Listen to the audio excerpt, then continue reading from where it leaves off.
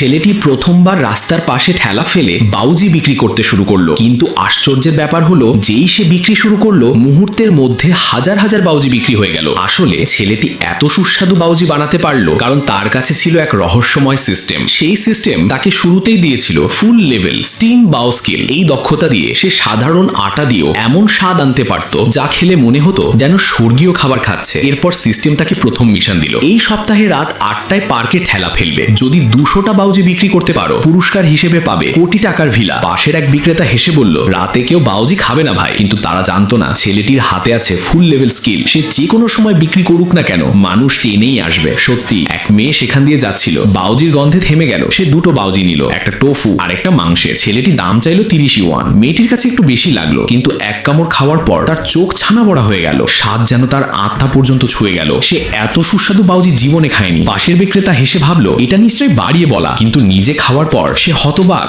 ধীরে ধীরে পার্ক জুড়ে ছেলেটির বাউজির নাম ছড়িয়ে পড়লো। তখন বারবিকিউ বিক্রেতার মনে জ্বালা ধরলো। সে বাউজি খেয়ে বলল, এতে নিশ্চয়ই নেশার কিছু আছে। সে পুলিশ ডাকলো, কিন্তু ছেলেটি নির্দোষ ছিল। যখন পুলিশ এলো গ্রাহকেরা সবাই তার পক্ষে দাঁড়িয়ে গেল। কেউ বলল ওর বাউজি খেয়ে শরীর ভালো লাগে, কিন্তু বারবিকিউ খেতে অসুস্থ হয়েছিলাম। পুলিশ খাবার পরীক্ষা করলো, ফলাফল দেখে সবাই চমকে উঠলো। ছেলেটির বাউজি ছিল একদম বিশুদ্ধ আর প্রাকৃতিক, কিন্তু বারবিকিউ বিক্রেতার খাবারে ছিল নোংরা তেল আর পচা উপকরণ। পুলিশ বারবিকিউ বিক্রেতাকে ধরে নিয়ে গেল, ছেলেটির ঠেলাও ফেরত দিল। ঠিক তখনই সিস্টেম জানালো মিশন সম্পন্ন, পুরস্কার ভিলার চাবি। পরের মুহূর্তেই তার পকেটে ভিলার চাবি এসে গেল। সে আনন্দে নাচতে নাচতে নতুন বাড়ির দিকে রওনা দিল। গেটের গার্ড সন্দেহ করে বলল, তুমি ঠেলাওয়ালা, এত দামি ভিলা কি করে? ছেলেটি চাবি স্ক্যান করতেই স্ক্রিনে তার নাম জলজল করলো। গার্ড অবাক হয়ে তাকিয়ে রইল। ভিলার ভেতর ঢুকে সে দেখলো আলিশান সাজদশা, বিশাল কক্ষ আর রাজকীয় পরিবেশ। সে ভাবলো মাত্র 200টা বাউজি বিক্রি করে যদি এমন পুরস্কার পাই তাহলে সামনে আরো কত বড় ইনাম অপেক্ষা করছে। পরের দিন সকালেই পার্কে লোকজন